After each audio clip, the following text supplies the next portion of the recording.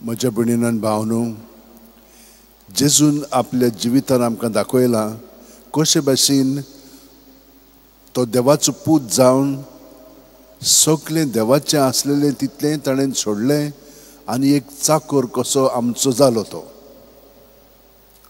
आतां तो भोंवता आसतना ताचे कडेन कांयच नासलेलें, सगळें आपलें सोडून तांगेरूय चड कांय नासलेल्यो वस्तू गरीबसाणीन तो जियेतालो. म्हणजे हिंचेच वस्तूक तो चिटकोन रावन आसतना जाय पळय तें देव ताका दितालो आनी देव ताचे सगळे जांकां हाडूंक जाय त्यो बायलो पर्यंत आपल्या दुडवांनी जें तांकां खावंक पिवंक जाय तें दिताली.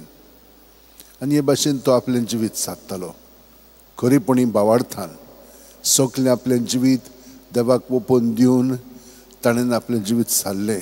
पयले वाचपान आमकां सांगलां त्या प्रमाणे कित्याकूच तो चिटकोन रावन आसतना फकत देवा आपल्या बापाक आनी बापाच्या एकवटान सगळें तो कोत्तालो. ते भाशेन आमचें जिवीत उदिकान उदीक घडोवन येवच्याक आमी देवा कडेन मागया. जेजू आमचें सगळें आसा ताचे गोठायन आमच्यान जिवंक जाता आनी हे परी आमी देवाचे येवजणे प्रमाणे बापाक महिमा आमच्या उतरांनी कोन्यांनी चालींत हाडूंक जाता. तर आमी थोडो वेळ ओगेपणांत रावया, दोळे बंद करुया. जें आमचे कडेन आसा तें आमकां पुरो.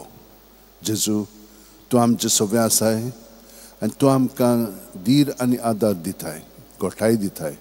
आमचें जिवीत तुज्या एकवटान जियोवच्याक आमी आतां तें तुकाच भेटयता, ओपून दिता आनी तूं आमकां अदीकान अदीक तुजे सारको कर.